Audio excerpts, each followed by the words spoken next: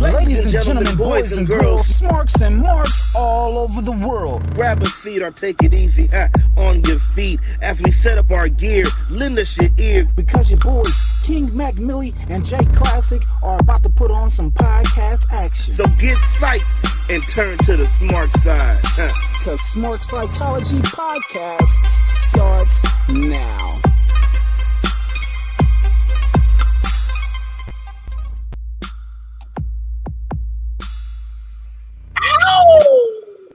Hey, what?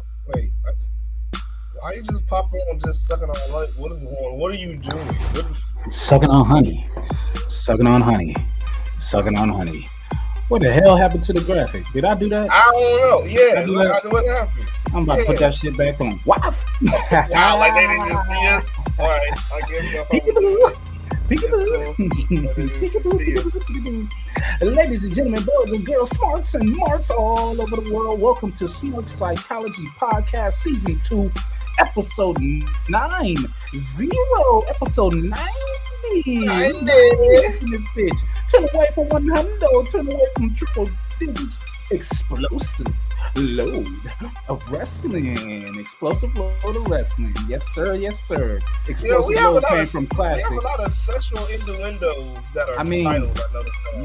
You know we get dirty up in this thing. You know what I'm saying? We get raw, but it ain't Monday. But we still fit to be nasty. That's why I'm sucking on honey. That's why I'm sucking on honey. It's minty too. This flavor is mint. I got some mint honey. Yeah, but shout outs to all y'all on the audio side. We appreciate y'all wherever in the world you may be, whether you be on the West Coast like your boys, whether you be on the East Coast, you know what I'm saying, like a couple of little bit of podcast fam, whether you be up north or down south, whether you will be up in another country or a continent. Good morning, good afternoon, good evening. You already know what it is. We thank y'all on Spotify. We thank y'all on Apple Podcasts. We thank y'all on Amazon Music. We thank y'all on Anchor. You know what I'm saying? We thank y'all on iHeartRadio. Your boys is here. Your boys is back in town. The boys is back in town. Yeah, there's honey. There's honey. But we thank y'all, you know what I'm saying? Leave a comment wherever you're listening to us at, you know what I'm saying? And share it with your friends, you know what I'm saying? Because we like to talk wrestling and tell these jokes amongst the peoples. So share it with your peoples. But if you must be here live with us, you already know where to go and where to be, because we are live on Twitter. We are live on Facebook. We are live on YouTube. Yes. Tell them, man. We're live on these platforms. You already know what to do. Go ahead and hop up in the Smart Club. That be the comment section, and talk to your boys live. And let's get this conversation going. You know what I'm saying? Don't leave no comments on Twitter, because as you do know, we don't know where those go. But make sure you comment on Facebook, and everybody everywhere should be on YouTube anyway. Make sure you like, make sure you subscribe, make sure you jump up on the Smark side and that Smart Club and come say hi. Shout out to Eddie James for that one. I'm sure he'll be here to give me one of those, you know what I'm saying? But yeah, while we got that all together, I guess it's time to officially reveal ourselves to the people. Oh, that's a lovely graphic. I wonder where else we'll see it at. Oh, on my hat and my shirt. On my hat and my shirt. On my hat and on my shirt. On my hat and on my shirt. What's happening? How you feeling, brother? How you feeling? Feeling good, man. It doesn't matter how you're feeling, because you already know what it is. It is the value that allows you the opportunity to roll with me. You see the money, yes sir. You see the crowns, yes indeed. It be the men cheer by way of Montez Ford, the founder, the CEO of this here show. It be that King, it be that Maca, it be that MILLI. And I ain't here by myself.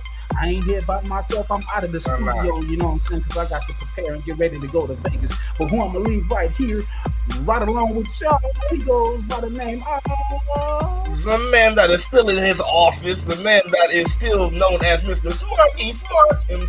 That's right, man. Yes, this is Mr. Joey Dox. That's right, man. This is Mr. J to the K to the LASSICK. J Classic, man. We here, man. It's going down because your boy is so. You know, I'm gonna stop doing it because I already got sick. And like, I'm gonna stop saying that I'm sick with it. I'm stop saying I'm sick with it. I'm stop saying that shit. I really got sick, and like that shit was not cool. Like it doesn't work. So like, you heard what I said? You're contagious. Touch me classic.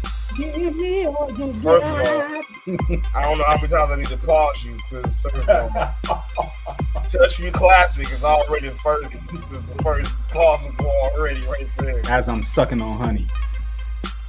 I'm gonna need you to stop telling me that. I don't need to know. I don't even need to know what you do. You can see me. You see me sucking on this honey. And the sucky thing is, I got 2 more to go. Whoa, exactly. Give me all you got. You're contagious. It's lovely. It's lovely. Welcome to the Smark Side, y'all. Welcome to the Smark Side. Hey. Oh, wait. Hey.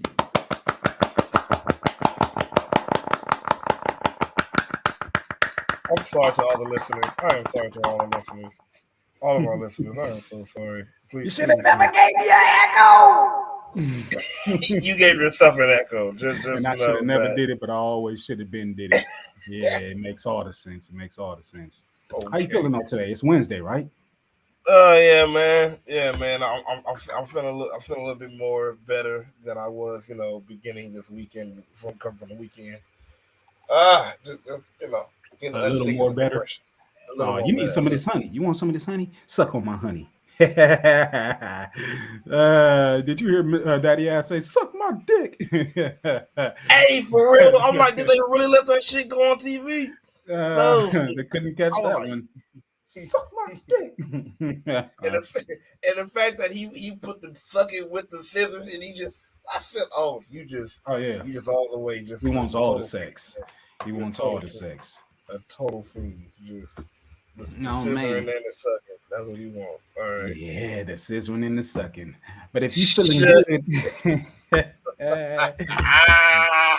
if you feeling good, I'm feeling great. So let's start this show off today.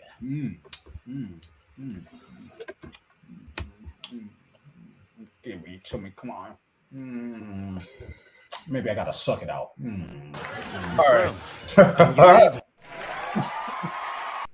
No, go back to this shit. When you leave, go. Nice shirt. Does it come in your size? Do I have you flustered? Your job and smack the broom out your hand. Something needs to happen with this comedy thing. It's time for What You Mean.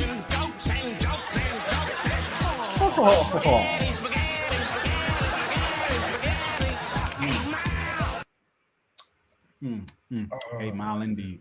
I wonder how long it's gonna take me to get to the rest of this honey. Look for the bare necessities, the simple bare necessities. Forget about like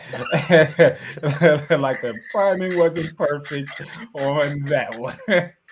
How you gonna sus face me? That's not even a sus face, but it looked like a sus face. Exactly. Like, Go ahead. Let yourself look at yourself. It's not working. I ain't sucking good enough. All right, okay. We're gonna get it back into what you mean. We're gonna get right back into what you mean. This is shit. There we go. God. Funnel it. Oh, that's what I gotta do. Okay. Are you just gonna sit there and watch me? Say, man, I'm ready to grade. What you got for me, man? What you got for me? My glasses is already off. They might stay off for the remainder of the episode, just depending. The light is kind of I must be facing the wrong way. I'm not sure, but this is what's gonna have to. It's gonna have to do. You are just. I'm inside of Mark Henry's Hall of Pain. I just ain't felt no pain yet. Ow! Never mind. There we go. I felt it. I felt the pain. You know who else I think feels pain sometimes? Who But it's else not feels physical pain? pain. Who But feels? instead it's emotional damage. Oh, Samoan. So wait, salmon without the L. That's what that is. Okay, salmon without the L on Twitter. This is a picture of TT Rico. TT Rico. Yeah, I like that one. TT Rico. Just a reminder, National Lesbian Day is October 8th. Send us your selfies to celebrate. And it is a picture of Chris Jericho looking like somebody's auntie. As you know, on What You Mean, we pull up memes that are wrestling related or has some type of wrestling context to it. And this is a picture of Chris Jericho, which I'm sure everybody who's listening right now has seen. But if you have not seen this picture, go ahead and slide over to YouTube and catch the visual of this, because damn it, that silk shirt is screaming auntie vibes. So is the rest of the hair. I'm offended because the hair is to the left or to the right, whatever side it may be. And I wear my hair like that sometimes. I guess to finish the look, I would need some hoop earrings. You're trying to piss me off, aren't you? You got to unmute your microphone in order to say something to me. I'm going to work on getting this hoop on. Why am I trying to piss you off? Don't he? I'm like this is definitely an emotional damage time. I'm like this is. The Ayatollah of Auntie Controller does not deserve this. Or should I say the Ayatollah of Auntie Patroller? There you go. That works better. No, I guess somebody thinks he looked like the Ayatollah of Lesbola. Yeah, is he a butch or a lipstick? I would say butch. Not a lipstick. I mean, he's pretty enough, or no, I can't say that. Never mind. I'm leaving it alone. That's terrible. That's terrible. God. He's almost as pretty as a lipstick, but you know he's got butch tendencies in the face. You know, get to the face and it's all butch. Everywhere else is lipstick. Yeah. He's the undecided. He's the undisputed lesbian of the world.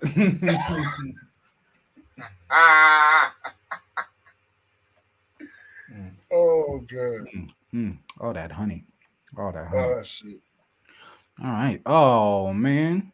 When you yeet around and haul out. Oh man. Yeehaw. You done yeet around and hauled out. This is a picture of JBL in what looks to be a chest and back and neck and hat brace. As he has bandages around. I mean, you see his head, the hat sitting on top of the brace. You know, there's got to be a mixture of all of it, right? Oh God! Not when you yeed your last yard and hauled out. Hey man, when's the last time you probably just like, you know what, you tried it and then you found out?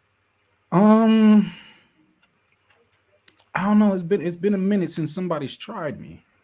I would have to say, has anybody tried me this year? Because they for sure tried me last year. I don't know, nothing that I can remember. So nobody yeed around and hauled out. You know what I'm saying? But trust, if you do try me, you will be yeed out, and you will what did I say? Yeed out and hauled out. Yeed out and hauled out. If you yee around, you gonna haul out. Okay. Say that 12 times. Yeet around and hauled out. Yeet around and hauled out. Yeet around and hauled out. Yeet around and hauled out. When you yeet around and hauled out. When you yeet around and hauled out. When you yeet around and hauled out. When you yeet around and hauled out. Huh? All right, you Diddy. Why I gotta be Diddy? I said you Diddy. You Diddy. Yeah. You Diddy. Yes. Sediddy, you Diddy. Clitty. Whoa. Liddy. I mean, hey. No. Cinnamon or lemon?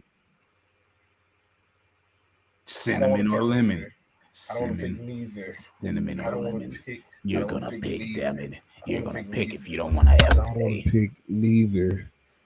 Okay. Cinnamon Toast Crunch. Cinnamon it is. I don't like this at all. Don't eat too much cinnamon. Don't eat too much cinnamon because I need you to do a voiceover. Oh, it's busting. Oh, man. Ugh. That's disgusting. Oh, and I gotta eat that. Okay, you did that already. All right, let's see what we got here. We got Simpsons here. Get me Gunther. Yeah, he's on SmackDown. Then get me his non-union American equivalent. And it happens to be Timothy Thatcher. Oh, that's MJ. Wait, it's a picture of MJF on Mr. Burns' body and a picture of Tony Khan on Smithers' head. And yeah, they're calling for Timothy Thatcher since he's a great value Gunther. I'm not sure if I agree with that. Get me non-union American equivalent. Non-union American equivalent. He's not even American. Wait, he's not even American, and neither is Gunther. No. You almost had me. Whoever made this, you almost had me. But there's no American anything in here. Actually, let me see. Timothy Thatcher. He can't be. I dare you to tell me that he is. Mm-hmm. Let me look at this. Let me see. Sucking all the honey. Yeah. Whoa. This is nasty. I should have ate this one first. Cinnamon and honey don't go together. Ew, tastes like mold. Would have never thought they would, bud. Yeah. He ain't American, I'm telling you. Timothy Thatcher's not American. And that's not even me having to guess. He ain't American. Tell me otherwise. Tell me different. Born March 17th, 1983. Where? Alameda County, California, U.S. What the hell? Do an ancestry. He ain't American. Just because he was born out here, that shit don't count. You think he got an accent because he got missing teeth? How does that work out? Thatcher is best known for his work in Evolve, where his longest reign is Evolve champion, well known as his final Open Freedom Gate champion in the 2014 Style Battle Tournament. In addition to his work in WWE Live promotions. Okay, let's see. Where we got him? I hate it. Yeah, U.S. So yeah, U.S. man. So ha. I hate it. You learn something new every day, I guess. But I still don't agree. He's still going to be my UK champion on WWE 2K23. He can still be a UK champion because he did some great stuff around the UK area. Yeah. I guess I'll.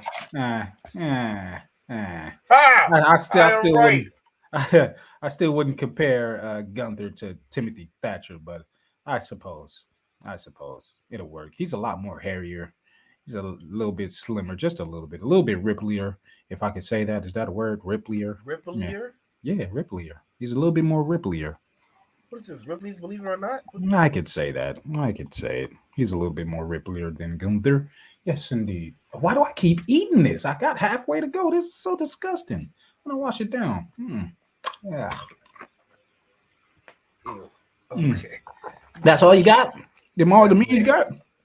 I told you that it's been a dry day today, man. Okay. It's been a dry day today. Yeah, you get a D. You get a D. It's been dry. Yay. I like D's. Especially when they're doubled. Pause. Especially when they're doubled. I'm from. That came you late. leaving. Nice shirt. Does it come in your size? Do I come to your Especially job when and they're smack doubled. the broom out your hand? Something needs to happen with this comedy thing right now. Classic likes to be, especially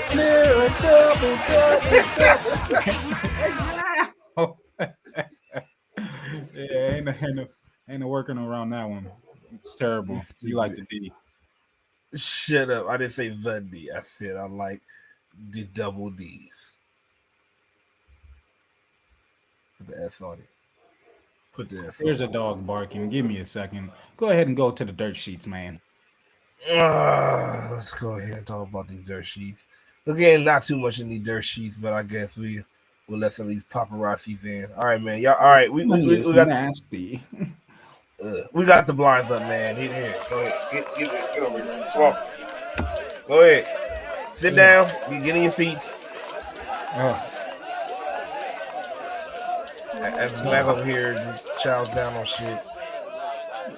tastes like mold, and I don't know what mold tastes like, but I know what it smells like, and it tastes like how it smells. And this is disgusting. You see my face? You see my face right now? This shit is terrible. This honey is cinnamon and the honey. The first one I had was mint. That was fine. Cinnamon, you did this to me. You did. Why'd you make me? Why'd you choose cinnamon? Why'd you choose? You just knew it would be the nasty one, huh? You just knew it to do this to my face. I did, and you wanted to make me choose this shit, but you can do some nasty bullshit. And I'm glad. I'm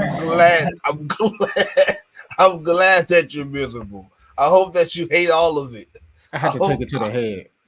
Good. I hope that it leaves a bitter taste in your mouth for the rest of the night. Cinnamon and honey just don't fucking go together. Whoever made that one deserves to be punched in the bladder. You deserve to be punched for getting it. Hey, I like that shirt. It's a really cool shirt. I think I got one like it. Bought it in Hawaii. Really cool. Yep. R.I.P. R.I.P. R.I.P. Yes, indeed. Yes, indeed. Yeah, what shall I say? Live in peace. Live in peace. You know what I'm saying? That part. All day. Let's get to these third sheets, bro. First little piece of third sheet, man. We got a little update on our boy, man, Big E, man. Shout out to another update outside of what he gave us at Wale Mania. Yeah, man. Just a little bit more. Pretty much a quote from New Day. I guess you say New Day member Big E, and he says, "Yeah, man, it's a complicated fracture. I broke my C1 and C2 in 2 places. A Jefferson fracture is what it's called. It just takes a little more time to heal. We just did the 1 year scans after WrestleMania. It was a little later because of WrestleMania. We need to sit down with the doctors at some point and figure out what the next step is. But from my perspective, I feel great. I have no functional issues. I have no pain issues.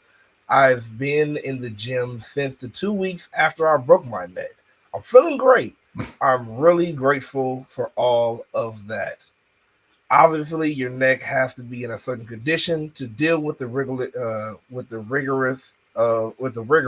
of being in the ring on a nightly basis." Those are words from the former WWE champion Big E about his broken neck. Yeah. Man, it sucks, but it doesn't suck at the same time. At least he feels great. At least he feels fine. But the doctors don't agree with such, with X-rays and everything of that nature. So we just move on to the next step. And I don't even want to say can't wait to see you back, because I know he's going to be back. You know what I'm saying? I don't want to think anything other than that. So through the process, continue to heal. Red Cup's up to you. Exactly, yeah. I'll say this. It's just a waiting game. I think Big E knows that. You feel me? That's why he said that while they made it. Like, I just appreciate the love. While I go through here, see what the next step is. That's all. Like, that's all this is. Like, when you do, as he said, when you have a fracture like that, it takes time. But like I said, thank God he didn't need surgery, because that would have been even longer of a time probably. You know what I mean? I wonder why they call it Jefferson neck. Is it because of George Jefferson and he be like this? So that would make him walk like that? Perhaps. No, maybe. I don't know. I'd love to see Big E walk like George Jefferson. I got Jefferson neck. No. Yes. No. Why would... I'm pretty sure this term has been... Or is it President Jefferson? Did it start with him? Stand there and pose, shoulders up. I never tell a lie if my neck is gone. Like, what? He's got that Jefferson neck. Look at how he's standing. That's why I have this tall brim on my jacket. Man, it's terrible. Because my neck is not here. Oh, honey. Lemon honey. I hope you're good. Yeah, man. Have a good recovery, Big E, man. We cannot wait to see you in the ring, but we will wait because we want everything to be well and to be all copacetic. You feel me? Yeah. We'll keep some of the silliness going on for you. I go out and blow right now. Of course.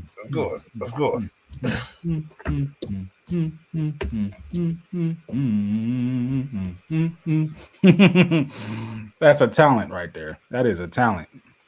Tell me that it ain't. All mouth. Pause. Heard it here, folks. You heard it here.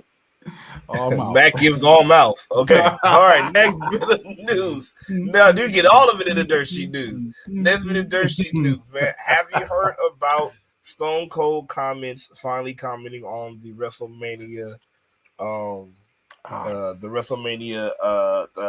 ending main event? This is kind of bad too. Not as bad as that sin, man. Oh, my mouth's getting juicy. There we go.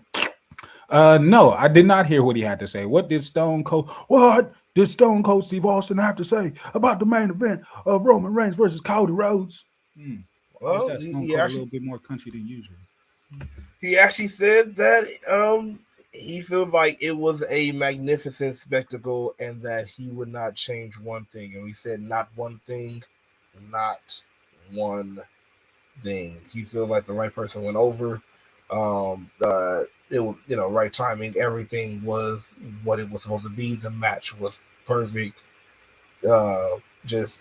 Everything was right. He said to the beginning to end, he has no complaints. What do you, as we, continue to see how other, people that and especially legends feel about this match? What are you thinking, man? Almost everything was right.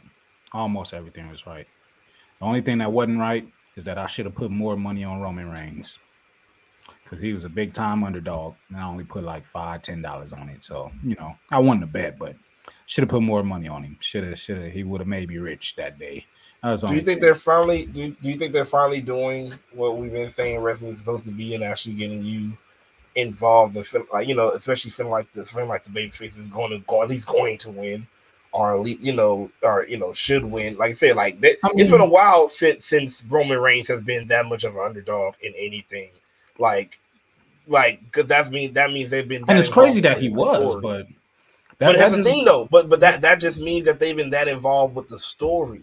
Yeah, you feel me? That goes you get that involved with the story, and you make it that real. Yeah, you gonna, They did a good job. That alone says that they did a good job on the story. Like for real. Like for Roman Reigns, who's been on this tear of a lifetime since he's been back from his leukemia scare, like that should speak volumes that he was an underdog going into his third WrestleMania main event. An underdog on betting sites, you know what I'm saying? Like that alone should let people know that okay, they're doing something right, they're getting it right, you know what I'm saying? It makes a whole lot of sense. And I forget who said it, but if Cody would have won, what would have been next? It probably would have fell flat, you know what I'm saying? It would have died. It'd have been looking weird, like how Kevin Owens and Sami Zayn is looking weird with those tag team titles right now. It probably just would have looked very weird with Cody having both belts and things of that nature, and finishing the story and not having anything next or whatever. But it would have been. It would have been fantastic. It would have made me more of a believer of him going over on Brock Lesnar, had he had won the championships and Brock Lesnar still attacked him, but in a different frame. You know what I'm saying? Right now, I'm like, ooh, I have no idea if Cody is going to win. And if I look at that betting line and I see that Cody is an underdog and this is a win that he has to have, I'm going to put some big money on it. Because it is definitely a win that he has to have. But there's, like the Usos said at Wale Mania, there's many more chapters of this bloodline story to be told, and I'm here for it. You know what I'm saying? So right. I don't mind it. And that's with me being a fan of Cody. I'm also a fan of Roman. Wasn't always a fan of Roman. I hated Roman during the Shield days and after the Shield days and stuff like that. So, didn't really become a fan until he became the tribal chief, when he came back from his time away. So, yeah, greatest run of his life, of the company's last couple of years, maybe decade. It is greatness. It's greatness. Hold the belt for another year. Why not? Make it 4. Ooh. Don't say that. The IWC gonna burn you down. Yeah, well, Seth Rollins me. Seth Rollins me. Mm-hmm. Oh man. What else we got in these dirt sheets? Ugh. Last little bit of dirt sheet talk. Oh, Jesus. Billy Berg is back. Stop it. He's serious about this damn match. Stop it. So Shout out to WrestleFeed, man. Goldberg wants his retirement match tour, and he said, and I quote, "This McMahon and I had a handshake understanding that after the Roman Reigns match, that I would have a proper retirement match." Vince ain't in charge no more. Okay, Goldberg, we don't want you in the ring no more. Okay, Goldberg, bullshit. Nobody gives a shit. Go away, Goldberg. Go away. He just wants a paycheck. It's not even about the match because the match ain't gonna last that long. It's barely a match. He don't care about that match. He just wants a paycheck. But he probably want a proper retirement match paycheck. But bullshit.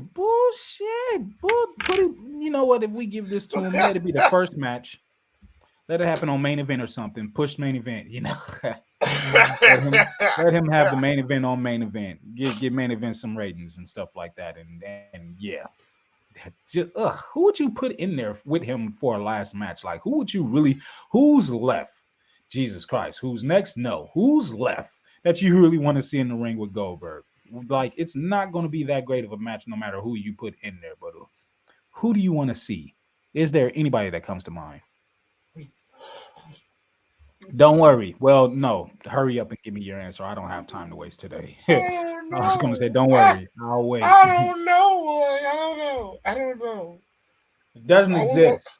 I was going to say Braun Strowman, but didn't that already happen? What's wrong with you? You about as terrible as this honey I'm eating. Did that already happen? I don't know. No. It's nothing. If it did happen, which I think that it did, we don't want it again. Oh, wait. Didn't that happen at WrestleMania? Because then Braun Strowman, did. Remember Braun Strowman replaced Roman when the whole thing happened? Yeah. Nobody wants that again. I can't believe you even said that. You're terrible. Yeah. You're a disservice to the wrestling community. You said they're gonna burn me down. No, sir. No, sir, Bob. They're coming for your ass with some claims like that. Ew. What else is in the dirt sheet news? Nobody gives a shit about Goldberg. Who's next? I was like, with that being said, do you think he would really sign with AEW, or is he too adamant about WWE that he ain't gonna sign? I'm sure AEW has the money to give it to him, but Jesus. No, Christ, but do you think that he would do it? Do you think that that's really adamant on only WWE? He ain't gonna do it because he doesn't want to mess. He's not Hall of Fame yet, right? I think he was. Yeah. Jesus Christ. He's already Hall of Famer. He's already. I could have sworn he's already a WWE Hall of Famer. You see how much I don't care. You see how much. Let me see. Hall of Fame. Yeah. Let's see what we got here. Ew. Jesus. Ew. Yeah, he is. He's already Hall of Fame. I was like, he's already like. It kind of went in the same year as the Dudleys and Kid Rock and Jeff Jarrett and Mark Henry and Hillbilly Jim and Ivory. Yeah. January 2018 is what happened. Yuck. Yeah, well, I guess maybe perhaps if he can't get that big audience and that big time check, because ain't no check gonna be bigger than a check from the WWE, then maybe perhaps he'll go to AEW and get that check. I was going to say about a retirement match, so it looks like he don't want to do it for long. So it's not going to be a long time. He wants to come in for a match. If that's the case, why did I think of that? My head just went Kenny Omega. No, nobody wants beat. I'm about to beat my brains out. Pause. Who is going to have Kenny Omega prancing around goddamn Goldberg for a whole minute while he slowly walks, try to rev up one spear? Can you imagine him going for the spear and just V-trigger? Like, it's just be like, oh, shit. That might be dope. Not going to lie. That might be dope. But, nah. I don't know. If he gets this match, he better lose. Because it doesn't make no sense for him to be winning, going out. Like, this is my retirement match. Like, you're supposed to lose on the way out. Hope that happens. I can't believe you made me talk about Goldberg for like 10 minutes. What else do we have? That's it, man. Let's get out of here. Jesus Christ. That's terrible. Let's get out of here. It's terrible. It's just fucking terrible. I said get out, you damn people. Thank you. Flash those cameras in his face. Yeah. You know what I'm saying? I don't mind them. I got to get used to the cameras anyway for this weekend. It's gonna be cameras all around, all type of carpets and stuff, walking and interviews and all that and everything. Vegas fit to be turned up. Vegas fit to be turned up. The Las Vegas Black Film Festival, yes, indeed, is going down. My mouth is so juicy, that mango.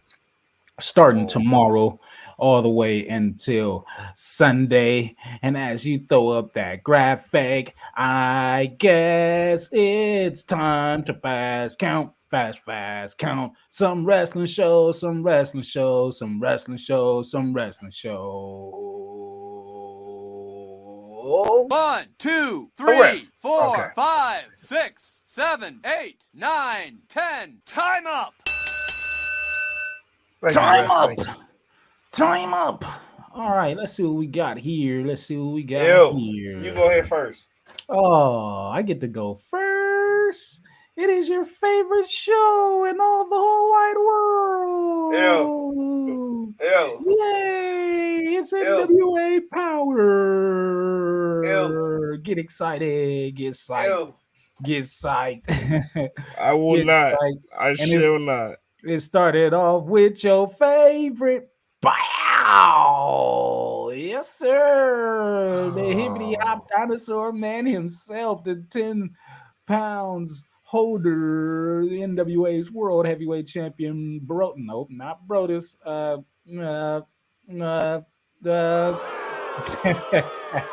That's his name. Boo. His name. Boo. His name is Boo. His name is Boo. Yeah. What's his damn name now? It can't still be Brodus Clay, right? It's Boo. Yeah. I know you know it. Come on, give it to me. I know you know it. What is it? What is it? I need your help. All right. How about Trump Rump? That's not it. Pause. Sorry. Trump Rump. Rump. That's where he be at. He be all up in Trump's rump. Oh, Come sorry. on, man. Did I say that? Sorry. Come on. on. My God. Tell the people my name. Tell the people my name. Did I say that? Okay. I know you talking about. You know his name. His name is Tyrus. Damn it, it's Tyrus. The NWA World's Heavyweight Champion Tyrus, and he started to show off with Jordan Clearwater in the ring with him as well, and the crowd was eating up Tyrus. And Tyrus was like, "I guess they like me. I guess they love me. You know what I'm saying? They want some more of it. Just being the champ. You know what I'm saying? Doing what champ shit. Doing what champs do. You know what I'm saying? You wouldn't understand because you've never been a champ. But it's okay. I understand, Tyrus. Classic loves you. He's your favorite. He's your number one fan. Also never supported people that grab him by the pussy, but hey. You support me, and perhaps I grab women by the pussy, so hey. It's consensual with you. Is it? It better be. It better be. We better stay on this goddamn station. It better be. My guy Tyrus said that he loves history. You know what I'm saying? He is a man of history. And he says since he is the holder of the 10 pounds of gold, he would like to make some more history and enter the Crockett Cup. But he needs a tag team. Oh, just like insurrections going in history. Oh, I'm sorry. Go ahead. Jesus. He needs a tag team partner, and Jordan Clearwater thinks that it is him. But Tyrus tells him before he gets out of the ring, I ain't got no partner yet. So, yeah. And he gets out of the ring, and then that's all that it is. So, yeah. That's all of the Tyrus that you get for that episode. I'm sorry, Classic. I'm sorry. I'm really sorry. Let's move on. We had one of two championship matches happening on this episode of Power NWA. We had NWA World's Television Champion Tom Latimer defending against Fodder with Angelina Jolie at ringside. And here's something that I did not know. These matches, or maybe it was just this match, or it's got to be these matches. I'm going to look into it a little bit more, but they have a 6-minute and 5-second time limit. Yes. 6-minute and 5-second time limit. Yep. Why? Can you explain this? 5 seconds. This is good old Billy Corks. This is Give him 5 more seconds. This is good old Billy Corg's NWA. You go there and explain that fool. Oh, hey. Why? I don't know why, but I was intrigued. This is his NWA. So I guess 6 minutes and an extra little 5. 6 minutes to refresh your on. I need 5 more seconds. On 5 seconds if you get it on. Yeah. I don't know why they do this, but I was like, okay, so this match is going to be over in 6 minutes and 5 seconds or less. 6 minutes. 6 minutes. 6 minutes. Yeah. Tom Lattimore, this is his second defense as he is a newly crowned champion, I believe. But, with 2 minutes and 2 seconds left to go, Angelina Love figured that she'd lick on Father's face. And I'm like, oh, all right. I'm here for that. You know what I'm saying? Just father a little, liquor. I guess. Yeah, she a fodder liquor. She a liquor fodder. Liquor fodder. Yeah, I like that. But 2 minutes and 2 seconds left to go, and I'm like, bro, you stopping to get licked on? You should probably try to figure out how to win this match in 2 minutes and 2 seconds. How to be a good licking. Yeah, how to get licked good. But it did not happen for him as Tom Lattimore went ahead and defended and retained that NWA's World Television Championship. And he is moving on. Elsewhere on the show, you got the Mortons and Papa Morton. Ricky Morton is very, very, very, I don't know, he's starting to get sick of his son, who's getting very cocky and getting very braggadocious and turning what it looks like to be to the hillside as he is going on this title reign. So, yeah. It was very interesting, very, very interesting. But Lil Morton put himself over. After that, we had a small, well, not a small, but we had another backstage segment in between Thrill Billy Silas and, his company there. This is your show, ain't it? No, it's not. Yeah, no, this it's is not. your show. No, it's not. If you got this something, is your show. Nah. Yeah, this is my show. Yeah. Hey, it ain't my show.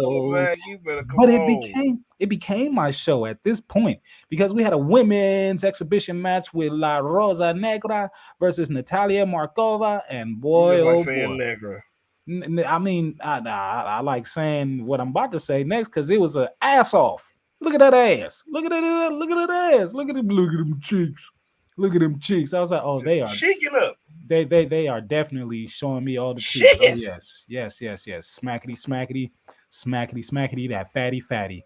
And so, as they throwing cheeks around at each other, like, oh, look at my ass, look up and look at this ass. Yes, that's another picture of ass. Yes. For everybody that thinks I'm a titty man, I'm not just a titty man. I love the cheeks too. I love the cakes. I love the cheeks too. What up, homies? Hello, ladies. Cheekies. And I thought, hey, they could just do this all match long. Just show each other y'all butts. Do this. Just do that. Do this and do that and do this and do that and do this and do that. They went back and forth like 2 or 3 times, but afterwards, the match got underway. I thought that after challenging for the NWA Women's Championship, that La Rosa Negra would win this match, but she did not. She lost this match with a face full of muff. Yeah, that was a very interesting pin. She got on her knees and pushed it in her face and said, "Yeah, this is how we're gonna end this." So Natalia Markova went ahead and got that victory, as you can see with the one up in the sky. You ain't a part of the bloodline, but yeah. Yeah, it was a very cheeky encounter, and that's who came out on top. Elsewhere in the show, we had Ella Envy, and she's going against one of her stable mates for that newly won women's television championship. And might be some problems on the horizon within that group, but perhaps it may not be. We shall see how that turns out. Medusa has a book, and it is called The Woman Who Would Be King, the Medusa story. I just can't wait to be king. I mean, obviously, and Medusa had some writings in there, and Greg Oliver, and it was forwarded by Paul Heyman. So that's a very interesting take. If you see this book around, go ahead and support Medusa and buy that. Yeah. On December 10th. Yeah. Just can't wait. Another one of your personal favorites. We got the new NWA National Heavyweight Champion EC3, and he's the over man. And that's all that he really had to say. And that is a ugly ass weight belt of a championship. It's ugly. That belt is ugly. You just got to state for a belt. You just got a full on Yeah, the leather has no shape until it gets to the straps, and then it slims down just a little bit. But it's just a weird ass weight belt with a United States of America on it with an eagle next to it. Like, it's just, that belt is ugly. Can't nobody make that belt look good. That shit is terrible. The only person that kind of did was what's his name? Atlas. Atlas. I mean, what's it called? Masterpiece. Yeah. He's the only person that made it look all right. He looked all right with him, but other than that, it's a weird strap. It's a weird strap. Elsewhere on the show, it was the main event as we had Joe Alonzo with Jamie Staley by his side, taking on in a returning match from 312. That's right, the NWA World Junior Heavyweight Champion Kerry Morton, not coming out with his father Ricky Morton by his side. And it was actually an okay match. La Rosa Negra and Natalia Markova was a better match, or probably the match of the show for me. But this match was pretty cool. But as I said earlier in the show, Kerry's showing a little heelage as he finishes up the match, retaining his championship with a little roll up and the grab of the tights. We all know how I feel about the tights. We all know how I feel about grabbing at the tights, but you know what I'm saying. And you stopped the trajectory. Nope, you can't even say the word right. I'm gonna pull your ass out. You better keep your shoulders on the mat before I pull your ass out. So for you to do, like I can't do the kick. I can't. Yeah, you're pulling your own ass out. Whoa, boy. That's the thing. You don't do that, so you're not gonna kick out. That's what's stopping you from doing the full kick, because then you're gonna be so ass out, nuts out, all that. Yeah. Yeah. See? Yeah. No, if you kicked, I don't know. That's weird. No, I'm gonna pull your ass out, bro. You better stay pinned. Shut up. Shut the fuck. But Kerry goes ahead and he retains his championship in the main event. And there's your favorite guy's name as executive producer right there on top. William Patrick Corrigan, Billy Corgs, Billy Corgs. Yes, sir. I'm going to go ahead and hot tag it to you, sir, so you can hit up on that MLW, Yeah, give me that tag. Yeah, let's hit it. Yeah, there you go. Yeah, I like this. Because now we're going to talk about some good shit. Because this whole show was just one match, and it was War Chamber night. One match? Oh, God, it was just so much carnage. As just we had Alex match. Hammerstone and the Second Gear crew going up against The Calling. Oh, God, it was so much violence. So much wonderful violence. Raven had a match. No. Raven is just the mentor. So was Raven, it 3-on-3? You trust the Raven. Okay. Because I did look like a 4-on-4 going on there. Like who out of the Second Gear crew wasn't a part of the match? Or wait, no. I see two gas masks in the back. Never mind. Okay. I go say there you go. Come on now. Yeah. Okay. I see it. Oh man. I wanted Raven to be in the match.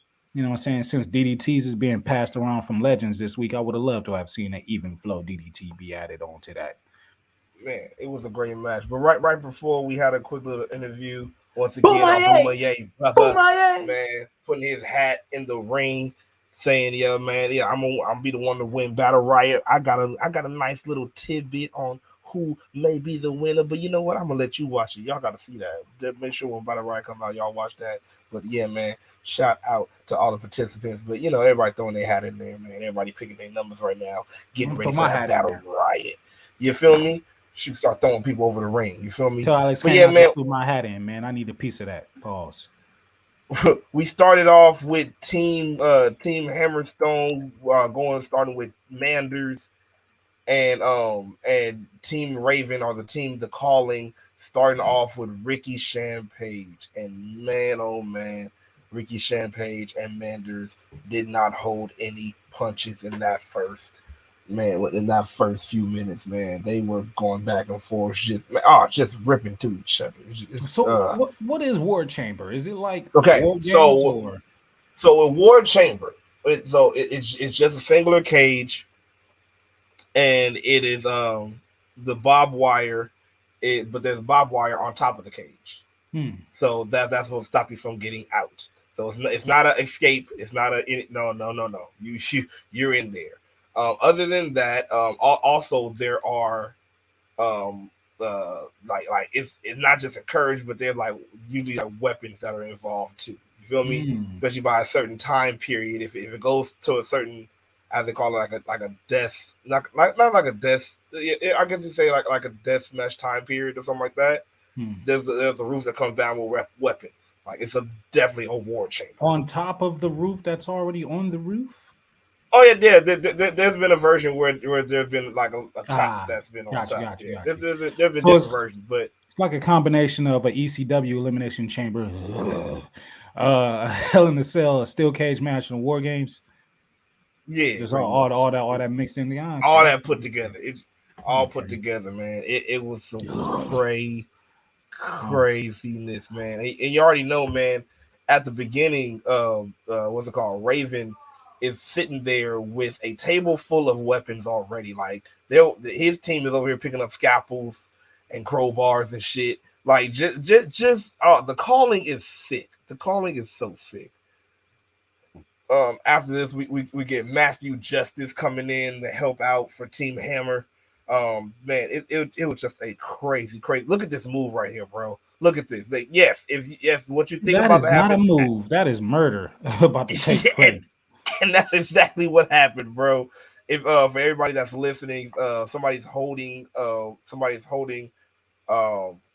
of the calling members up on their shoulders, and goddamn Matthew Justice just jumps off the top rope with a goddamn steel chair and just wails him out, just straight Frankenstein. Murder. Crazy. Manders using Matthew Justice as a battering ram, his own tag team partner. So Matthew Justice was Manders, Liv Morgan. So it just so much. Alex Hammerstone coming in, of course, cleaning up house. Other people that we did not know that was a part of the calling now being unmasked. That's what you're saying. Like when you say I don't see who it is. Delirious also in the match, a part of the calling. I was like, this is okay. I'm liking this. And also last member of the calling, this creepy son of a bitch. Is that looked like fake blood? Like, come on now, we couldn't put some real blood on. Oh, it was real blood after. That's what I'm saying. It became real blood after. Real blood after. But yeah, man, it's just it was just a gruesome fight. Like I said, definitely I say the main ones bleeding was Ricky Shampage and Manders. Got to one point where Mance Warner went to the top of the cage, grabbed the barbed wire and brought it down and just started slashing everybody. It was just so that cage looked like it was built by sixth graders. I don't trust it. Look at how rinkety it looked. Like it ain't even pulled together all the way in this spread. But that's a good ass cage. That's actually a good ass cage match if you think about it. That shows more danger. Like if it's a polished up cage, I don't know. Like it just feels more sports entertainment. I know no. Look like the type of cage I used to have matches in middle school. Like, yeah, let's jump in this cage. No real harm is going to be made unless you do something stupid. This we got hurt every time. This looks bad. This looks bad, but I'll take it. I can't. I'll probably actually, if I can find somewhere to, because I don't get reels. Got to find somewhere to watch this match. I want to see this. I want to see how it goes down. Gotta find it, man. All in all, man, the calling came out with the win. And man, they are now giving their calling card everywhere. Look at Mance Warner, man. Mance is just That's a lot of blood. That is a lot of blood. Out of it. Just pictures and pictures of blood. But yeah, man, the calling gets the win. And now we're going to see where we go next with this, man. Because somebody from the calling got to be coming for that championship for Hammerstone. Somebody. So, I want it to be Raven. Come on, Raven. Come on. You think that's why Raven sat out? You think Raven actually going to get back in the ring? I mean, why not? Why not? Who wouldn't want to see Raven in the ring again? You know what I'm saying? I think I saw something that said that he was in okay shape, and okay is better than nothing. You know what I'm saying? I'd really be down for it. Would you be down for Raven having another match? Hey, you know what? I would be down, even if he did a slow, methodical, hardcore type of match. I'll be down for it. I'd be more down for that than I would be for fucking Goldberg doing it and having a match. Like, I'd be upset about that shit. Like, please, Goldberg, spare me, Goldberg. Don't give it to me at all. Please, not at all. I'd take it. Please, Raven. Please give me a match. I like how they kind of did the story with Raven and the calling, pretty much speaking on how, you know, all of Raven's career he's been the loner and feeling the way he do. Now he has followers, so now he's just living vicariously through them. So it's like every member, like he's like because he always been talking about, I want the world to feel the pain that I know that is in the world. Now he has other people to feel that same way. So now he's just being the mentor now. I'm loving it. The whole thing they always say is, will you trust the Raven? Mm-hmm. That's it. So Raven is just puppet master. It's wonderful. It's great shit. Trust the Raven? Who would want to do that? No. I used to love his WWE thing. I used to like it. I'm mad because I can't really remember. No, they used to come out to silence, didn't they? In WCW, the flop. Oh, that is a ghetto crow there. hey, that's all I can do. Like it had like 3 different sounds. It was like. They had like the ravens, I guess. Yeah. And I guess they were ravens. I'm more sure that they were crows. Oh yeah, it was dope. That's when he had the braids, right? Pushing baskets of weapons around, doing hardcore title matches. That's when he had that WrestleMania 17 hardcore match with Kane and Big Show. That was so legendary. That was a good match. But that wasn't my Raven. My Raven was Flock Raven. Everybody want to talk about go-karts and shit being used in AEW. No, the first go-kart I remember being used was the goddamn one in the fence. Terrible. Guess who's here just in time? Oh, it comes Lord. up to yeah, baby. Young Whiskey says, hey, was watching Snowfall. Why they turn my baby daddy into a homeless crackhead? Chief was all messed up, but he still could get it. Why is that Chief her was voice? all messed up, but he could still get it. Why is that her voice? Why is that her voice? We'll see if that was her voice or not. You know, I got it right one time and one time only. One time and one time only. She says, y'all been watching AEW reality show. Is it good? I have not. Classic probably has been watching. I watched a couple of it. It's cool. Especially if you're into that, if you're into, you know, seeing the background stuff and into, you know, getting a little bit more inside on how some people felt about, you know, certain things that transpired. Yeah, it's good. It's cool. You know, it's not too much. It's, you know, it's what you would expect. I have not begun to watch it. I'm a very busy man. At some point when my schedule starts to slow down, perhaps I will check it out. But as we finish up, fast count, we got one more show left on the fast count, and that is NXT.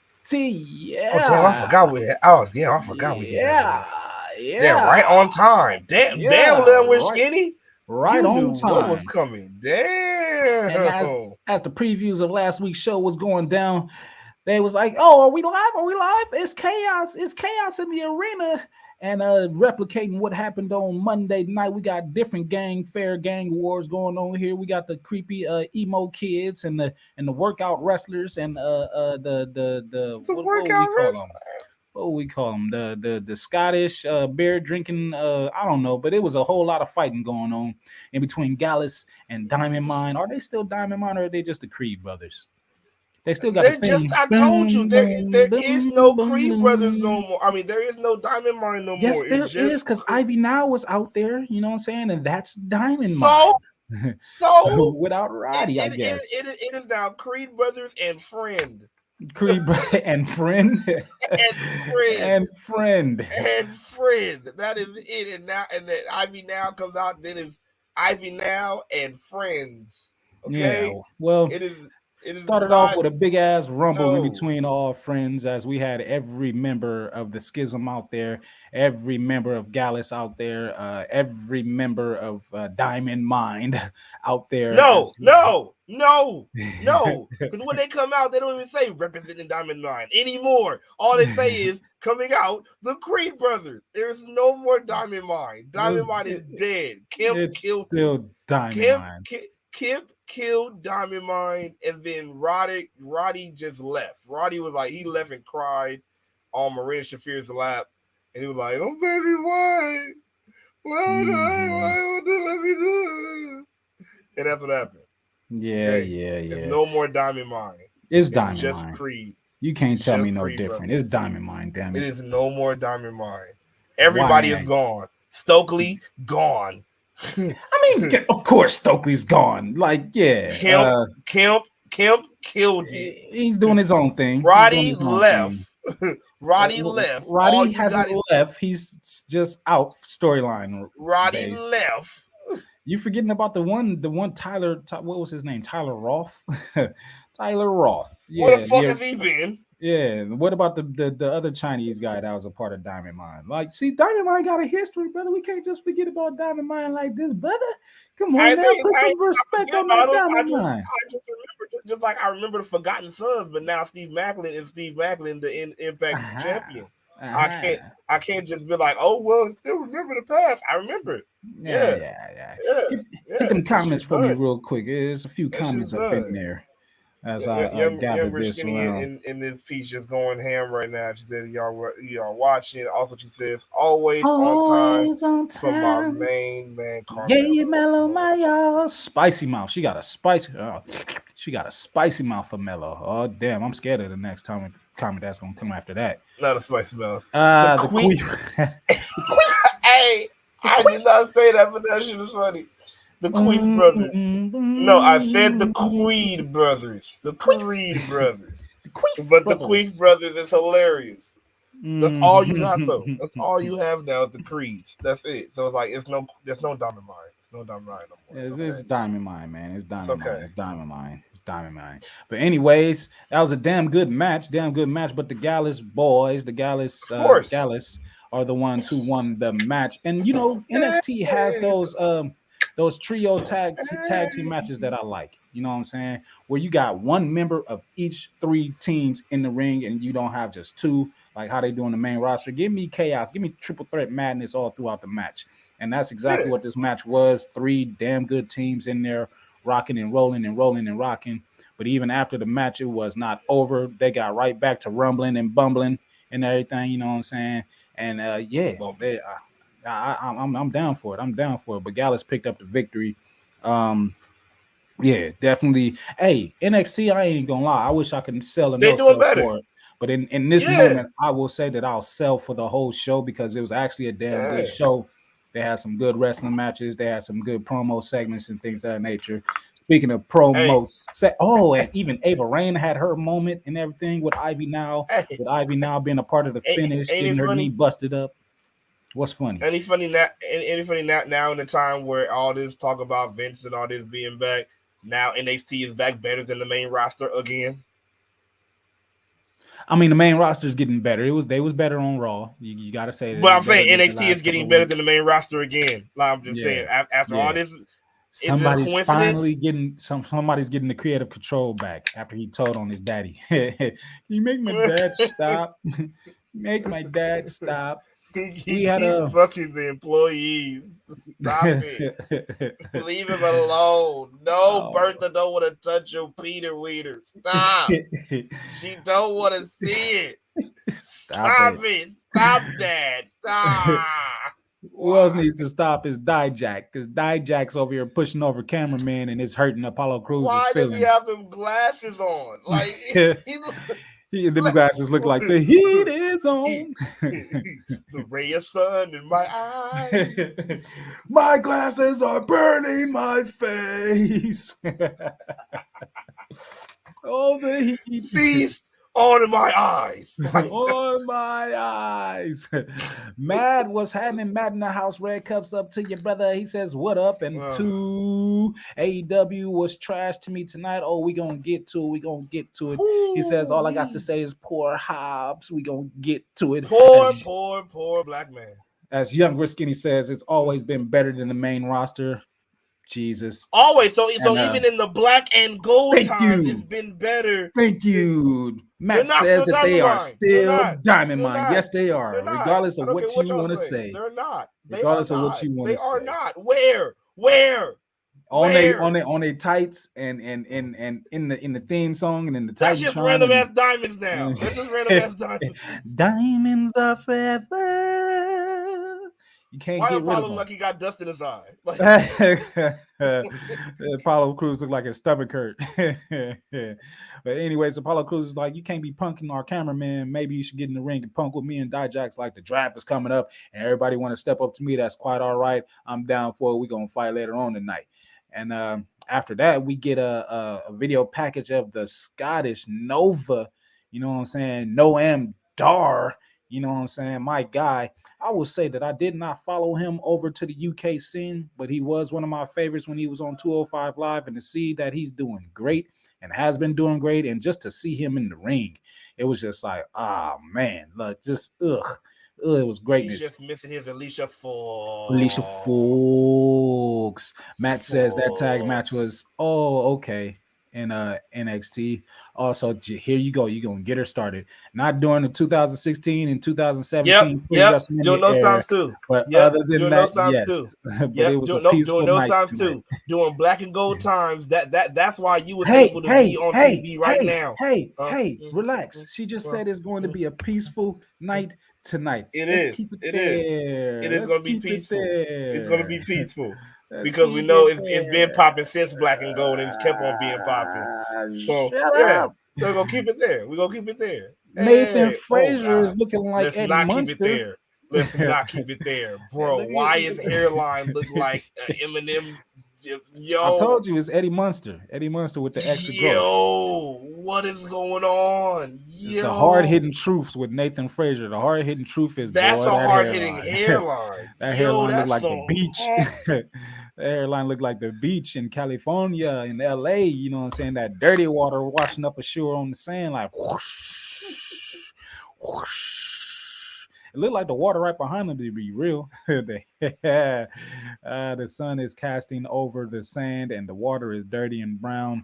But hard-hitting truth, hard-hitting home truths with Nathan Frazier. This was an interesting segment. I like that Nathan Frazier. Decision. Man. That was a hard-hitting decision with that hair and that jacket. That oh man, hey, I rock with it. He's matching his logo. He's matching his logo. He look like he's about to put the kids to bed and go, it's a beautiful day in the neighborhood. Will you be mine? Will you be mine? Won't you be my neighbor? But I was interested in this segment only for the reason of Nathan Frazier getting the opportunity to show a little bit more personality.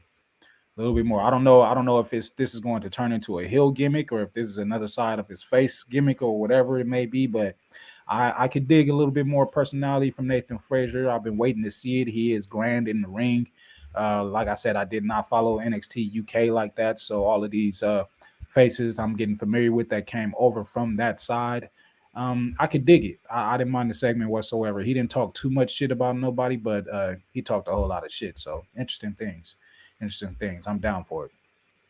Down for it. Yeah, Nathan is definitely like like especially like speed wise and everything he can do. He's it's yeah. He mentioned moving fast. He mentioned moving really fast.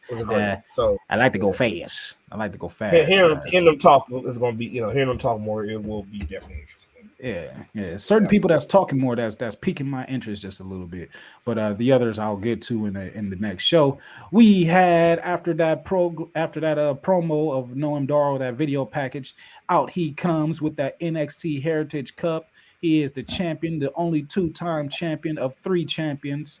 So Noam Dar, ladies and gentlemen, and he made very, very, very, very, very, very, very, very, very, very, very, very, very, very, very, very, very, very, very short work of Miles Bourne, who had his own special graphic for some reason.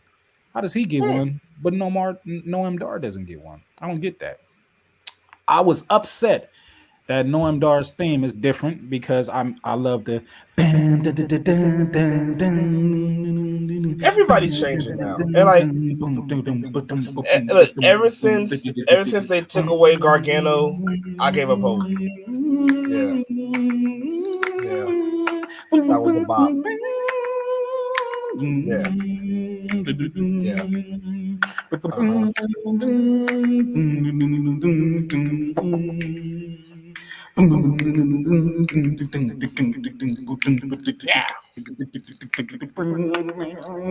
As you can tell, that's my jig. That's my jig like a motherfucker. But they changed his theme song, you know what I'm saying? The 11, Mr. 11 and everything. But like I said, I give up on that. Ever since they took away. It hurts. It hurts. It really hurts. I wish he still had it. But short work was made. Victory was had. Noam Dar is moving on, and he looked damn good in the ring. He looked good. Oh, it has been too long since I've seen Noam Dar work a match, and that is my fault and my fault alone. But hit him with the Nova Roller, and that shit was done for. Shit was over. Supernova, the Scottish Supernova. You know what I'm saying? Throw them pankies up. You know what I'm saying? That's some pimp shit. Some pimp shit. Afterwards, we also had a promo from Roxanne. Oh, Roxanne. Oh, Roxanne. Oh, I gotta take a picture of Roxanne at Wale Mania. Oh, she's such a midget. Oh, she's very, very short. Yeah, she was. She was at my shoulder, and I was like, oh my god. Yeah, she was at your shoulder. She walked past me. I was like, what was that? I'm kidding. I'm I am kidding.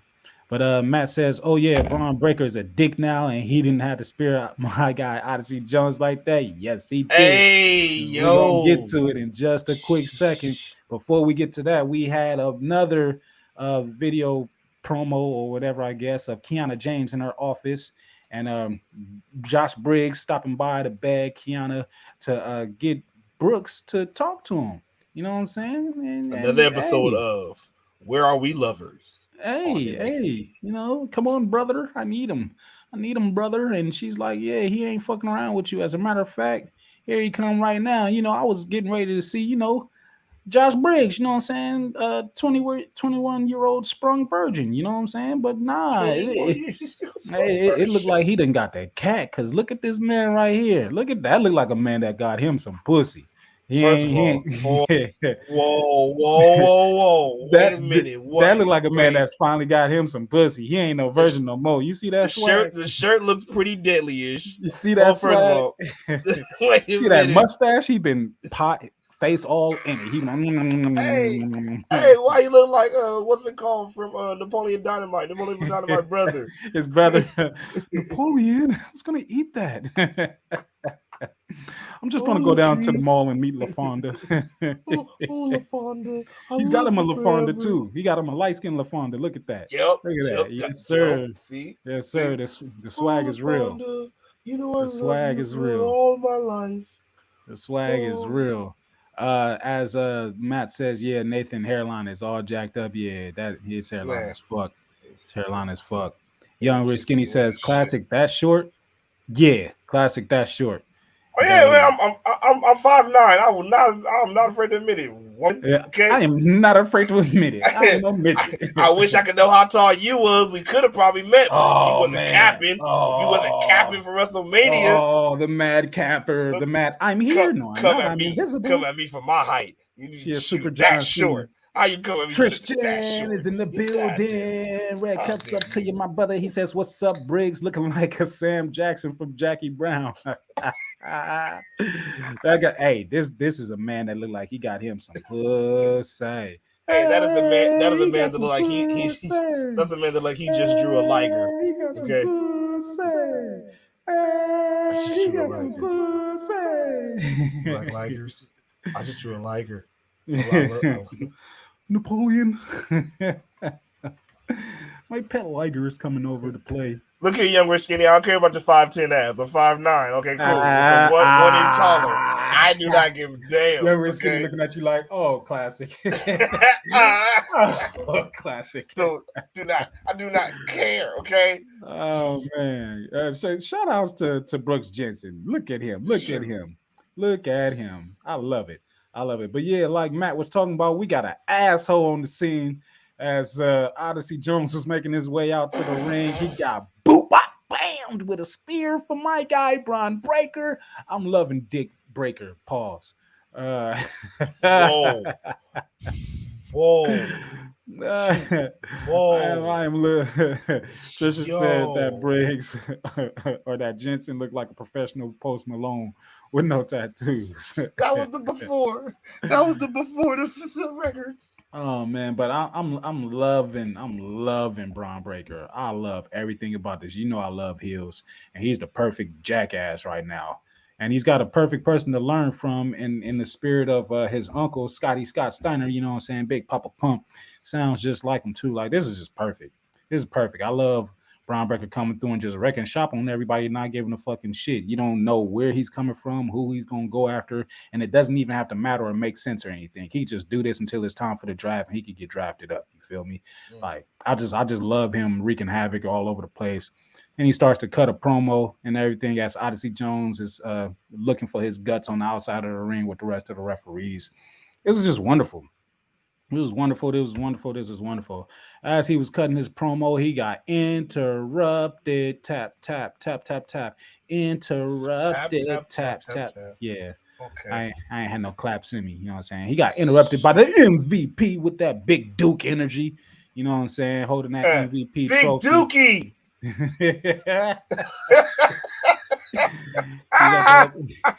He got that big Yui.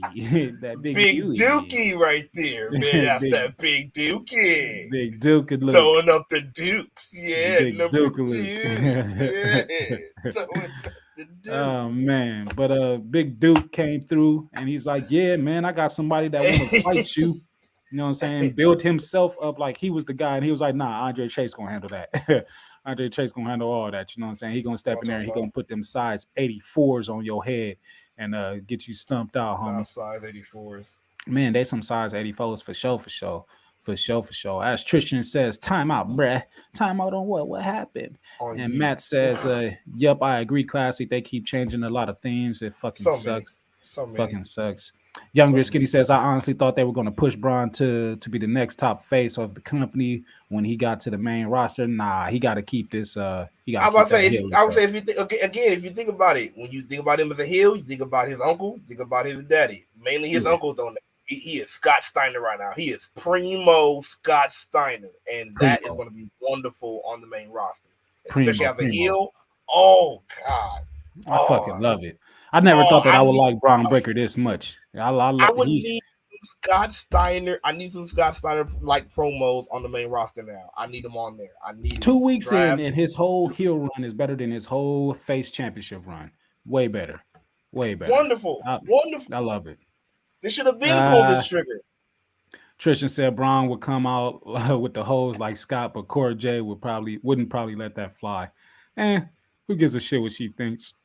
She's in love with a big booty daddy junior, so she's gonna abide by every rule that he has. She's a freak. Yeah. Matt says, ha ha ha. As Cora J got an update on WWE 2K23, they had her heel Titantron with her face entrance. Now they got the face entrance to go along with the heel Titantron. Otherwise, on the show, loser. We got a Cora Jade as we speak of such, and I wasn't calling her a loser, but yeah.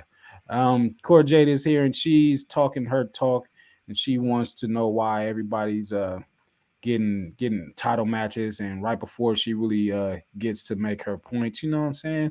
Things take place, things transpire, and Gigi Dolan is here, and she says, "Yo, you running down everybody, speaking up on everybody's name. My name was one of them. I'm here. Let's do the damn thing." So they gonna have a match later on in the show. So I was like, okay, let's go. I could get with that. I could get with that. Gigi. Them boys, yes boys was upset because they got their ass beat and stuffed in the trunk, and then they ripped up their jackets later on, their leather jackets and shit like that. So I guess this is what we got coming, and we'll get a little bit more information on what's coming up from the Yes Boys and Tony D'Angelo and family in a little bit. Was it We bad also, that I laughed when that happened? what, when they got their jackets ripped up? When they got beat and put in the trunk? Ah, yeah, that was funny. I laughed too. I was dying. I laughed too. I ain't gonna front. But like we had earlier in the show, we saw Roxanne, and she had a match one-on-one with. Always gotta hit the goddamn thing, ain't you?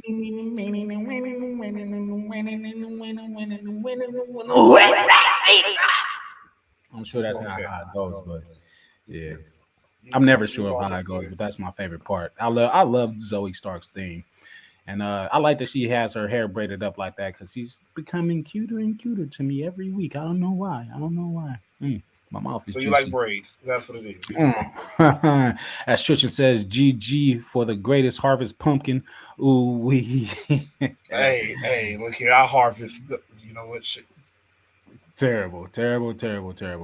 But that match, Gigi Dolan. Well, no. Zoe Stark versus the Prodigy. Indeed, Roxanne. It ended with Roxanne getting a win. You know what I'm saying? As them shoulders is being pinned down to the mat. That looked like a wild pinning position. That looks wild. Hey, it works out how it needs to work out. So see that? wild. Look like she got her fingers in her mouth too. Taste this.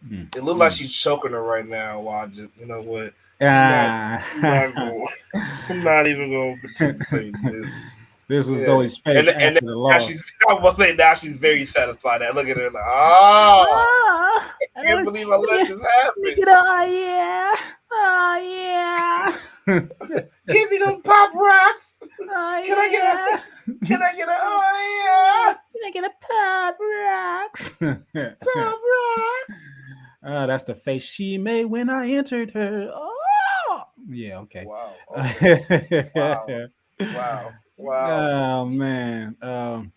Following that match, you know what I'm saying, we get a little standoff in between indie champion looking sexy as hell here in front of Roxy, and she's like, yeah, I want to give you the title shot because you never actually lost the belt, so we could go ahead and do that. But before they can actually really get into it, Titty Tiff is here, you know what I'm saying, that Barbie, that sexy Barbie.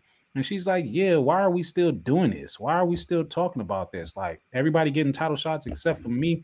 That's not what all this shit is about. So the three of them is in the ring talking. Ooh, Tiffany, your ass is flat, girl. But you got the titties. The heels was supposed to help it and perk it out a little bit more. Front. Yeah. She got the top. She top heavy. She top heavy. As Younger Skinny says, Tiffany winning. And she says, now y'all on Zoe. Can I fist a mean coochie? Look at her. Now y'all know Zoe can fist a mean coochie. I mean, hey, if she can, she can. She said, have a coochie looking like hot sloppy salami sandwich from Subway. Juicy. My mouth. Ooh-wee. But yeah. I am sorry to all the listeners once again. I am sorry. We getting the triple threat at spring breaking, I believe, right? Don't spring breaking. Don't leave us listeners. They gonna stay. Please They stay with ain't got no us choice. tonight, or They today, or this morning, or whatever time it is. They ain't got Don't no choice. leave us now. You done? Matt says Chase U is starting to grow on me. Matt, you're a little late, man. You're a little late. You're a little late. Throw But up it's the U's, okay. man. Throw up the U's, man. Better Throw up the late than U's, never. man. Hey. Better late than Throw never. up the U's. Don't leave. Matt, I will forget that Rick Steiner was a heel back in the days in WCW because he sucked in every atmosphere. But other than that's a why I tag team said partner. That's why I said like he really like Braun really has the best of both worlds. Like he has like when he was a face, he was great as his daddy as a face. Like perfect, good, boom. But then when he turned heel, he has his uncle down pat. He is Scotty Scott. And I said that is perfect. Yes, he can switch in a minute. Like, okay, uncle. All right, in a minute. Right.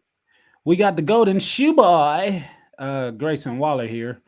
Yeah, this golden shoe. You know, it looked that looked like I'd rock that shoe. Perhaps. I would not fucking drink a beer out of it like this asshole did.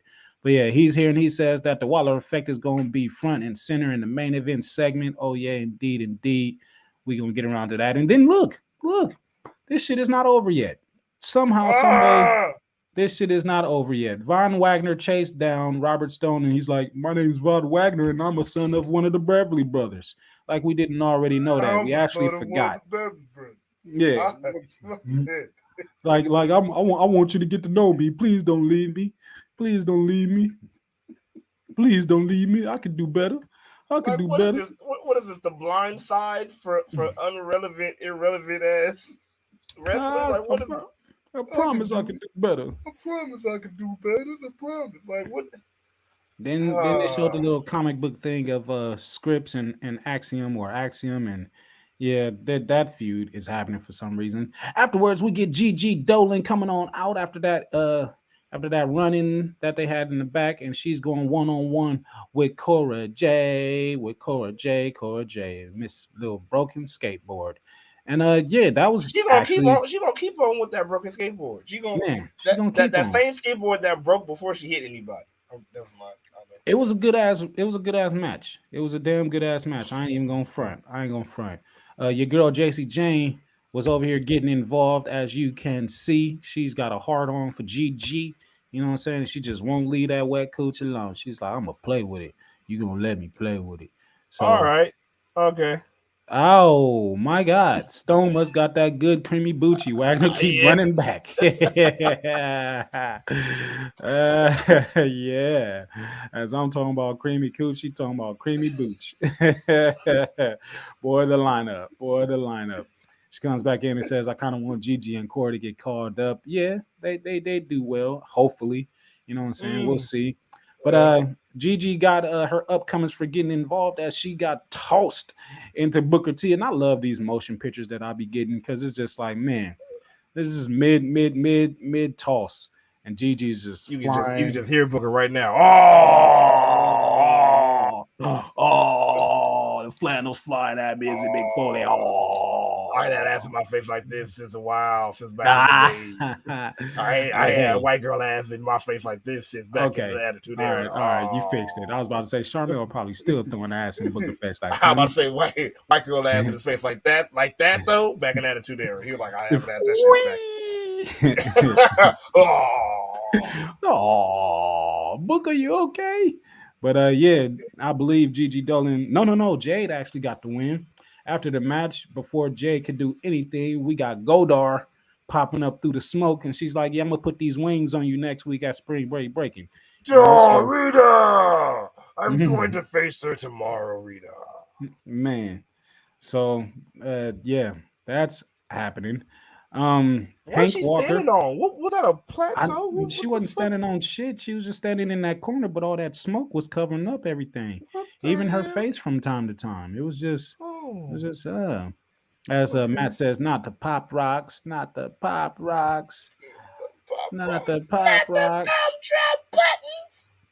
But yeah, Godar issues a challenge for Spring Breaking, and Cora J is like, for sure, we game. I'm gonna bust your wings off and everything. So that took place. Also, Hank Walker celebrated Tank Ledger at the Performance Center. Ledger told Danny Palmer that she would have a special moment when she debuted on the main roster as well. We got the Yes Boys. Yes Boys. Well, no, not the Yes Boys, but the brothers. My guy. You made me do that for nothing. You did that on purpose. Mr. He got him some coochie. Came into the bar with his coochie and challenged the other two. Challenged the other two to a mixed tag match, so we getting that at spring breaking. And Briggs was like, "Yo, if this is what we got to take for me to beat some sense into you, Jensen, I will do it." And he's like, "Yeah, I'm out of here. I like this. I like Jensen." No. You didn't say it right. Did you say, "All right, Napoleon"? Yeah. I know karate. And then he turned around and left. I like it. I ain't even gonna front. I like it. I like it a lot. You know what I'm saying? This is Napoleon Dynamite. This is all Napoleon Dynamite. I'll take it. If that's what it is, I'll take it. And I'll also take his steak and throw it across and hit somebody in the back of the head with it. But I like this personality. It works out well. Can't wait to see what happens. We're gonna have a llama in the backyard. Come here, Lisa. Eat the fucking food. Eat the food, Tina. Food. Your food. He's aggressive with it. Just eat it. Eat it. We got Eddie Thorpe backstage, and Damon Kip runs in. He says, "Yeah, I've been watching you. I always feel like somebody's watching me, and I get no privacy. Whoa, I always feel like somebody's watching me." Yeah, so it's Sean Kip that's watching Eddie Thorpe, and he has a problem with that. What is Eddie Thorpe dressed as right here? He got that choker on and looking like Kip looking at the choker like, yeah, bro. That choker stole my heart. I am in love with that choker. Boy, let me tell you, that choker is everything I need in my life. It's crazy. But yeah, he said he's been watching them. I don't know if that's a good thing or a bad thing, but we're gonna find out what it is. Afterwards, we had that match that got cooked up earlier in between Dijakovic and Apollo Crews, and man, I will say that was another damn good match that was on this show. That was another good match. I don't know if it was the mixture of the two of them or what it was, but this was a damn good match. A zesty tangerine, yeah. Eddie Thorpe is a zesty tangerine. Well, yeah, I don't know if he's Indian or yeah. I ain't gonna touch it. But definitely in that match between Apollo Crews and Donovan Dijak, Dijak picked up the victory, as you can see right here. And like I said, they put on a banger. They put on a hell of a match. If there's any match that you must watch from NXT, I'm gonna say watch all of them because I'm an asshole and they were all good. We get a little word from JC Jane after she got tossed all over Booker T. That sounded like a plausible moment, but it wasn't. Yeah, toss some JC Jane all over me, I'll tell you. But JC Jane's like, man, fuck Gigi Dolan. Nobody give a shit. Everybody want you. She want people to have sympathy for her, but she left her brother in that house to get abused by her mama when she ran away when she was 14. She ain't no good girl. I'm gonna abuse her face. Watch this. Watch. I'm gonna abuse her. Damn. Yeah, it's just, she went in. Yeah, she had everything for her. Also, after Dijakovic picked up the win, he could not celebrate for too much longer because out came Mr. And everybody on the audio side is no.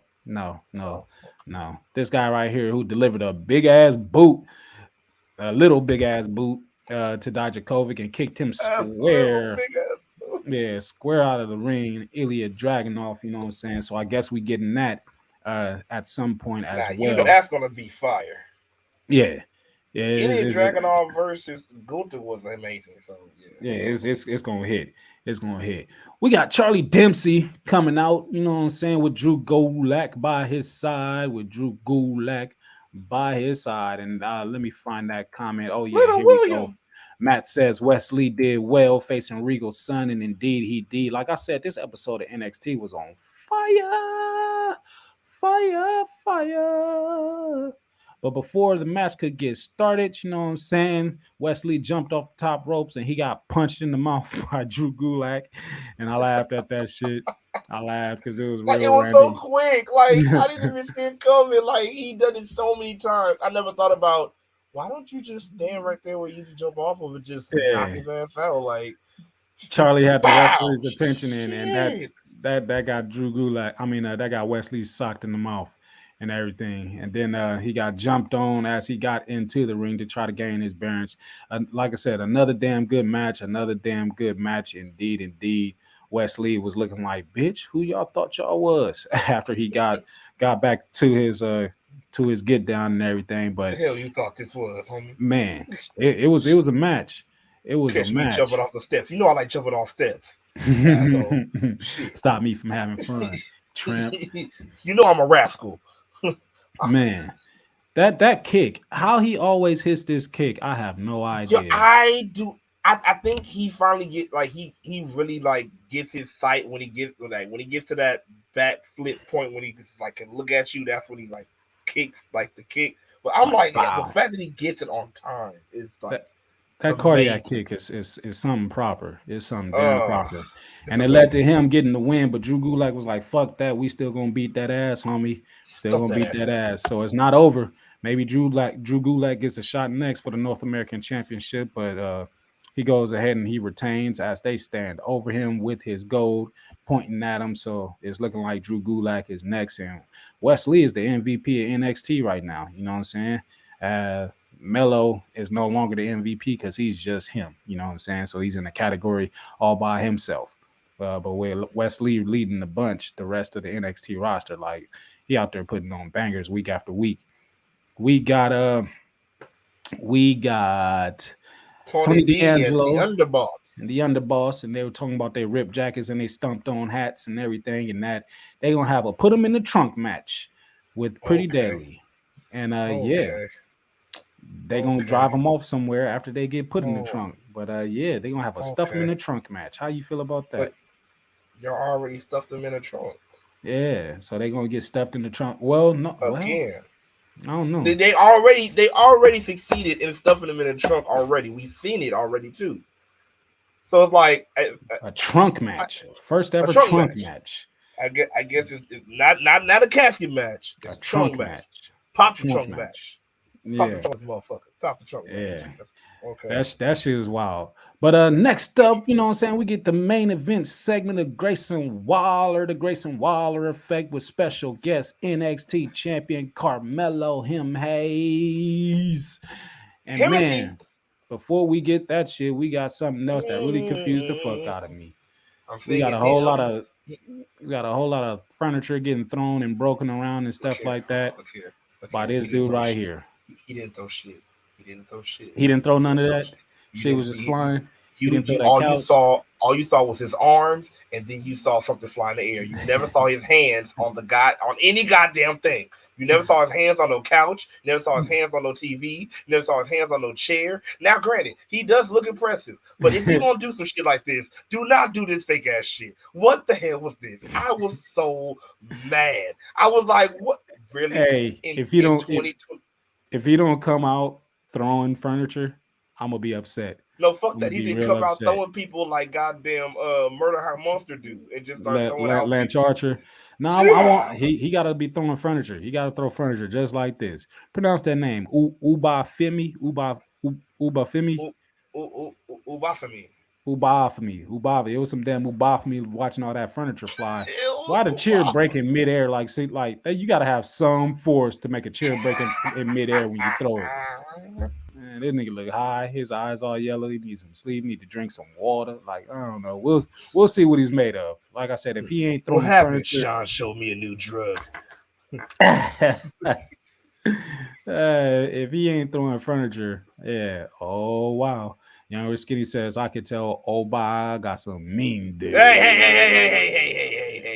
She got some mean dick. Suck my dick. You know, just like Daddy Ass said. But yeah, main event segment, we got the Waller effect. And this was pretty basic to me. You know, nothing really much here, but just trashing each other back and forth. Carmelo Hayes is just like, I don't know how you end up in the main event all the time when all you do is lose. And still Grayson Waller was like, that's the Waller effect. I'm main event Waller, you know what I'm saying?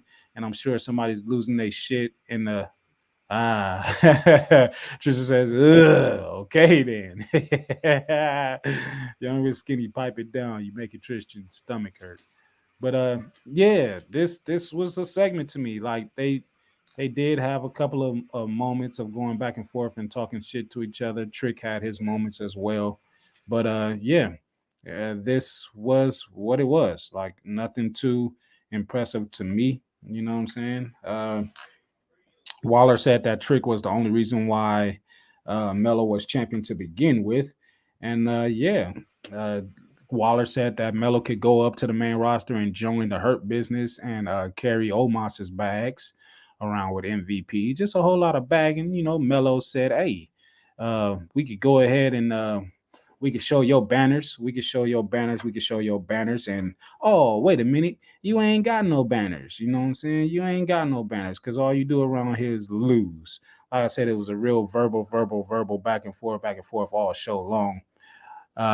Younger Skinny is back again. She says, speaking of some mean dick, Carmelo, look at how handsome he looks. Yeah, you wouldn't know what a mean dick is. You wouldn't know what a mean dick is. But yeah, Melo raises up his championship. Dumbass Waller. Why are we still reading these comments? Why are we still reading these comments? Because we got ladies, we got girls, we got girls that listen to this show. Why is he holding up this golden shoe? I don't know.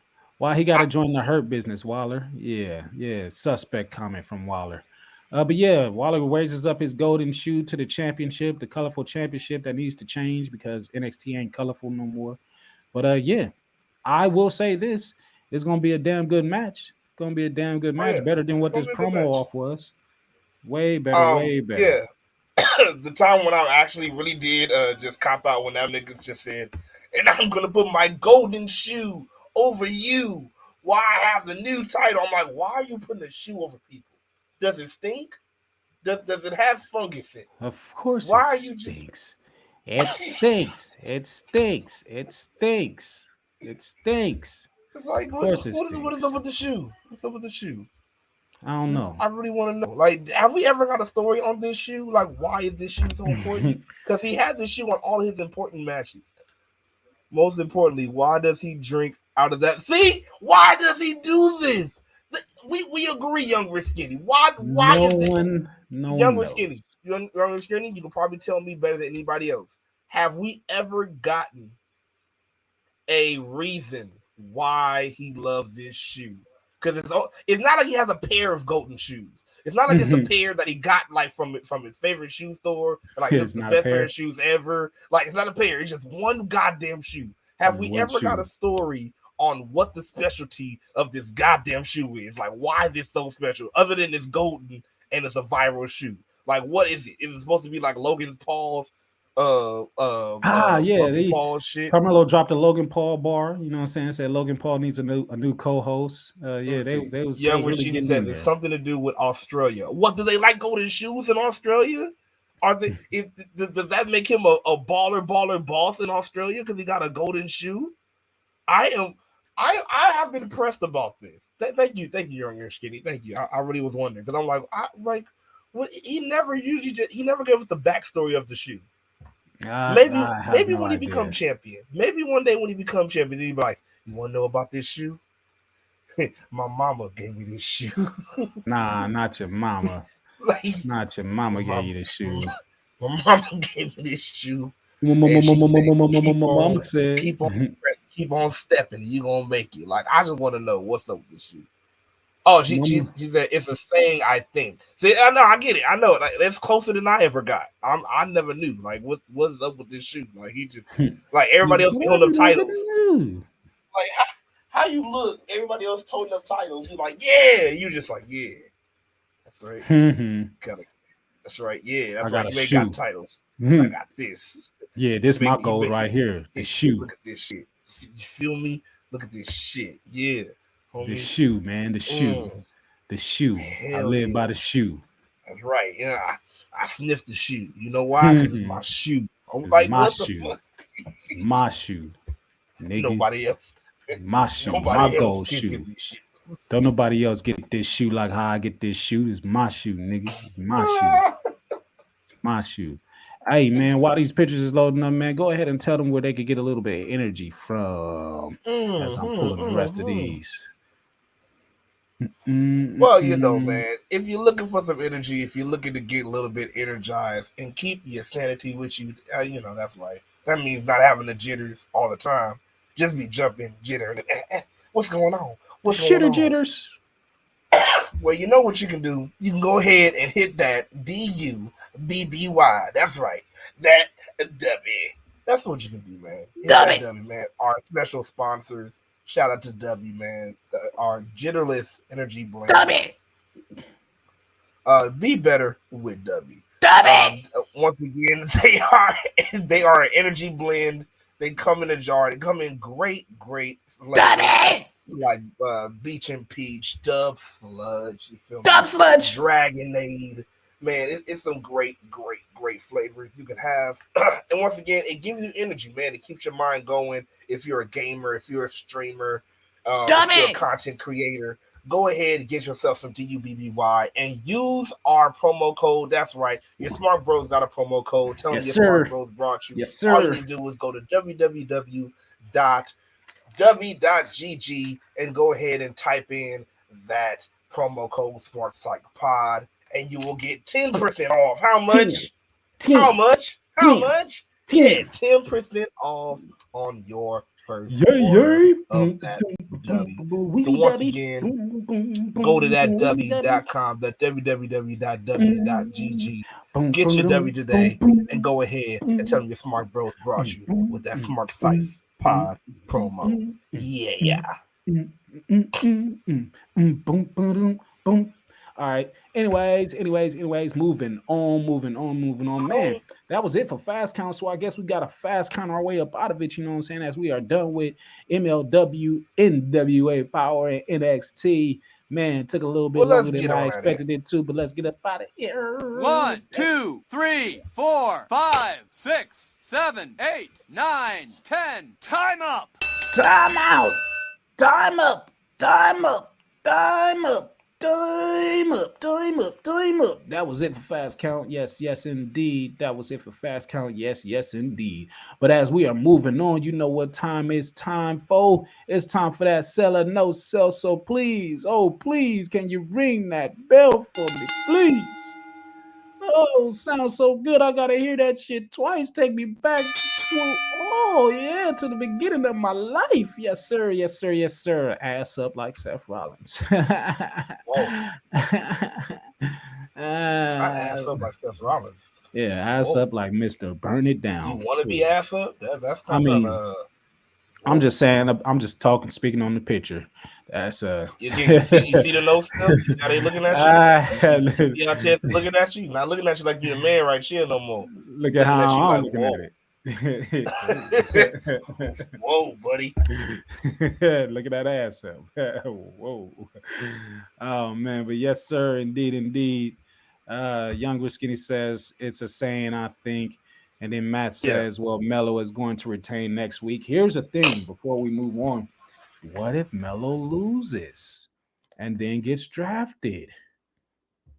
That's something that could possibly happen. You think he might have a quick run like that? I mean, it would be a shame if he did. It would definitely be a shame. But like I said, anything could happen. I wouldn't mind it. But I mean, because how many L's is Grayson Waller gonna take? You know, if he's being put in position to be that guy or be that dude or whatever, he can't be him, but he could be Waller and everything. Mr. Main Event, Mr. Stand and Deliver, and everything else that he calls himself. Like, right? When